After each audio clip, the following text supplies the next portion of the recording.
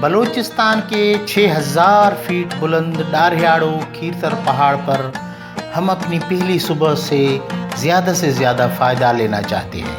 ہم گرم علاقوں کے باسی اس ڈر میں ہیں کہ جیسے جیسے سورج اوپر جائے گا تو گرمی بڑھ جائے گی اور ہم علاقے میں سفر نہ کر پائیں گے۔ اس لیے صبح سویرے بغیر ناشتہ کیے ہم اپنے کام سے نکل پڑے ہیں۔ ہمیں کسی نے یہ بتایا تھا کہ 1 صدی سے زیادہ عرصہ پہلے کچھ انگریز اور مقامی ماہر اس مشکل پہاڑ پر آئے تھے اور انہوں نے اپنی آمد کی نشانی کے طور پر اپنے نام یہاں کے پہاڑوں پر نقش کیے تھے۔ ہمیں ان تحریروں کی تلاش ہے تاکہ ہم یہ جان سکیں کہ آخر کون سے ماہر اس پہاڑ پر آئے تھے، لیکن ان تحریروں تک پہنچنے میں ہمیں کسی مقامی گائیڈ کی ضرورت تھی۔ ہم تھوڑا سفر کر کے ایک اور گاؤں کے قریب پہنچے ہیں اور کوشش کر رہے ہیں کہ یہاں سے کسی گاؤں والے کو اپنے ساتھ لیں تاکہ وہ ہمیں اس جگہ تک پہنچائے۔ ہمارے آواز دینے پر گاؤں کا ایک بندہ باہر نکلتا ہے اور ہمارے ساتھ اس جگہ پر چلنے کے لیے تیار ہو جاتا ہے جہاں یہ تحریر موجود ہے۔ ہم دوبارہ اپنے سفر کا آغاز مقامی گائیڈ کے بتائے ہوئے سمت پر کرتے ہیں۔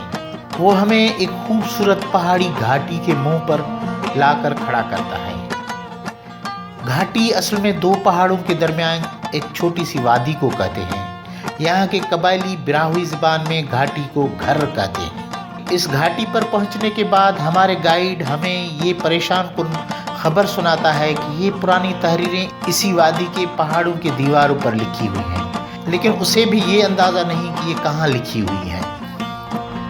ہمارے گائیڈ کے اس اعلان کے بعد ان تحریروں کو ڈھونڈنے کے لیے ہم اس چھوٹی سی خوبصورت گھاٹی کا کونا کونا چھاننا شروع کرتے ہیں۔ اس چھوٹی سی گھاٹی میں بارشوں کے بعد لوگ خشکابہ کی کاشت کرتے ہیں۔ کاشت کی بقایا جات سے لگ رہا ہے کہ یہاں گندم کی کاشت اگائی گئی ہے۔ میرے دوستوں کی توجہ مکمل طور پر ان تحریروں کو ڈھونڈنے میں ہے، لیکن میں اس گھاٹی کا حسن دیکھ کر اس میں کھو جاتا ہوں۔ میں کوشش کرتا ہوں کہ اس گھاٹی کی خوبصورت نظارے کیمرہ کی آنکھ میں محفوظ کروں۔ میرے دوست گھاٹی کے دونوں اطراف کے پہاڑوں سے دائیں طرف کے پہاڑ کا انتخاب کرتے ہیں اور پہاڑ کے دیوار پر باریک بینی سے ان تحریروں کو تلاش کرتے ہیں۔ تقریباً ½ کلومیٹر کے فاصلے پر دونوں پہاڑ ایک دوسرے سے مل جاتے ہیں اور گھاٹی کا راستہ بند ہوتا ہے۔ میرے دوست وہاں سے مڑ کر ابھی بائیں جانب کے پہاڑ کی دیوار پر تحریروں کی تلاش شروع کرتے ہیں۔ میں مسلسل اس وادی کی خوبصورتی ریکارڈ کرتا رہتا ہوں۔ اس خوبصورت گھاٹی کے اختتام کا نظارہ اور بھی خوبصورت ہے۔ گھاٹی کے اختتام پر ایک جگہ پر مجھے ایسا لگتا ہے کہ پہاڑوں سے برسات کے وقت پانی تیزی سے گرنے کے نتیجے میں پہاڑ کے کچھ حصے گر گئے ہیں۔ اس کے بعد مجھے 2 خوبصورت غار نظر آتے ہیں، انتہائی خوبصورت منظر۔ قدرت نے جیسے بلند بالا پہاڑوں کو چیر کر ان میں خوبصورت غار بنائے ہیں۔ ان خوبصورت غاروں کے اندر اگے ہوئے خوبصورت درخت اور جھاڑیاں قدرت کی خوبصورت کاریگری کا جیتا جاگتا ثبوت ہے۔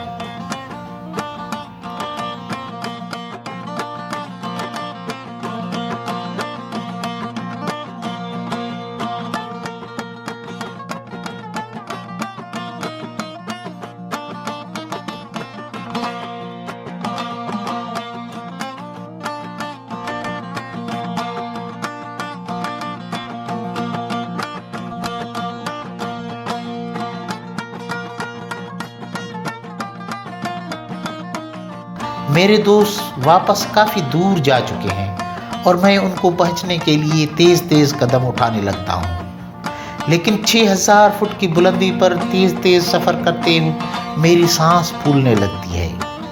مجھے سانس لینے میں دقت ہونے لگتی ہے۔ میں شوگر کے ساتھ دل کا مریض ہوں۔ ایک ہارٹ اٹیک کے بعد میری اینجیوپلاسٹی ہوئی ہے۔ ڈاکٹروں نے مجھے دوڑنے اور پہاڑوں پر چڑھنے سے منع کیا ہے، لیکن کیا کروں؟ مجھے زندگی کی سب سے زیادہ خوشی ان پہاڑوں میں ملتی ہے، شاید اس لیے کہ میرے آبا و اجداد اسی طرح کے پہاڑوں کے باسی تھے۔ لو جی، ہمارے لیے بڑی خوشخبری کا وقت آ ہی گیا ہے۔ میرے دوست اس گھاٹی کے منہ پر پہنچ چکے ہیں اور آخرکار وہ لوگ کامیاب ہو گئے ہیں صدیوں پرانی تحریریں تلاش کرنے میں۔ اس گھاٹی کے منہ پر بائیں طرف کے پہاڑ کے دیوار پر یہ لکھتیں موجود ہیں۔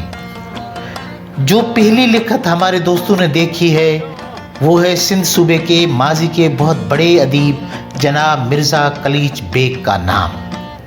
مرزا کلیچ بیگ انگریزوں کے دور کے ایک مشہور بیوروکریٹ تھے۔ انہوں نے سندھی ادب میں بھی بہت بڑا نام کمایا۔ سندھی ادب میں خاص طور پر انگریزی ادب کے شاہکار تحاریر ترجمہ کرنے میں مرزا کلیچ بیگ نے بہت بڑا کردار ادا کیا تھا۔ پہاڑ پر نقش تحریر صاف نظر آ رہا ہے۔ مرزا کلیچ بیگ 1885۔ اس کا مطلب یہ ہوا کہ مرزا صاحب آج سے 135 سال پہلے اس علاقے میں آئے تھے۔ بعد میں ہمیں پتہ چلا کہ وہ ایک اونٹ پر سوار ہو کر اس علاقے میں آئے تھے اور واپسی پر انہوں نے اپنی اس مشکل سفر کا سفرنامہ بھی سندھی زبان میں لکھا تھا۔ اس تحریر کے قریب ہی ہم نے ایک اور تحریر انگریزی میں لکھی ہوئی دیکھی۔ پہلے تو ہم نے سمجھا کہ یہ اس انگریز کا نام ہے جس نے اس علاقے کا دورہ کیا تھا، لیکن غور سے پڑھنے کے بعد پتہ چلا کہ یہ بھی مرزا کلیچ بیگ کا نام ہے۔ KF مرزا 11 جون 1885۔ ہم دوسری تحریریں تلاش کرنے لگتے ہیں۔ ہمیں ایک اور تحریر نظر آتی ہے، عبد ولی 1972۔ ایک اور تحریر عبد الرحمن چھٹو عربی ٹیچر 1961۔ اور بھی بہت سے نام ہیں لیکن ہم ان کے بارے میں کچھ نہیں جانتے، لیکن ہمیں کسی انگریز کا نام تحریر ہوا نظر نہیں آتا۔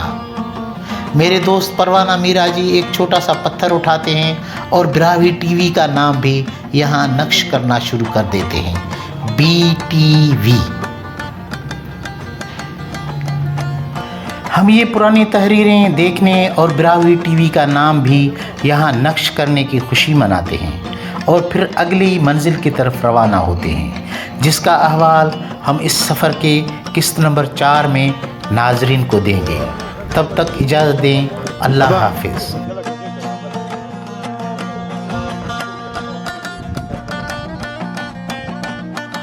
اگر انگریز نہ لکھو کہ ہر کس پائے تو بھلو ہی تس مرو مرو دس دا غریباتی خبر